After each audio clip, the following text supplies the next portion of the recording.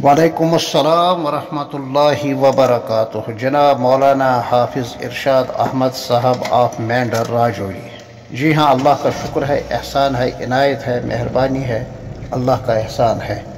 आपकी ये दुआ मेरे हक़ में और आपके हक़ में, अहल व अयाल के हक़ में कबूल हो, मंजूर हो, आमीन या रब्बल आलमीन। नमाज पढ़ाने के लिए बालिग होना शर्त है। अगर कोई नाबालिग हो तो नमाज न फ़र्ज़ नमाज पढ़ा सकता है, न वाजिब मसलन वितर, और न सुन्नत मुअक्कदा तरावी की नमाज में वो इमाम की हैसियत से आगे बढ़ सकता है। ये तो तय है। अलबत्ता बालिग होने के लिए दो सूरतें हैं। या उम्र के एतबार से उसको बालिग शुमार किया जा सकता है, या अलामत बुलूग की वजह से उसको बालिग शुमार किया जाएगा।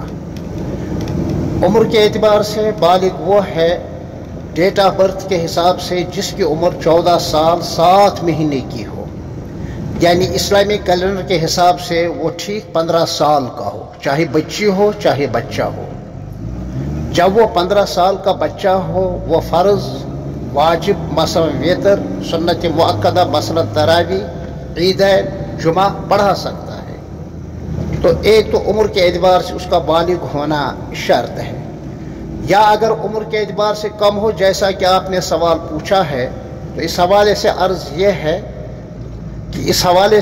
यह है कि अगर वो 13 साल या 14 साल का हो और अलामत बुलूग ज़ाहिर हो, यानी बच्ची के लिए ज़नाना उज़्र पेश आया और बच्चे को गुस्ल फ़र्ज हो गया, चाहे वो 13 साल का हो या 14 साल का हो, इस उम्र में उसको लामहाला बालिग करार दिया जाएगा।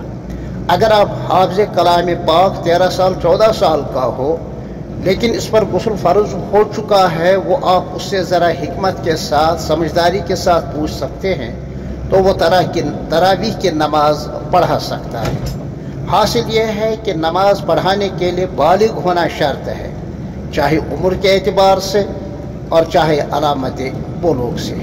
ये है आपके मसले का जवाब। अस्सलामु अलैकुम वरहमतुल्लाहि वबरकातुहू।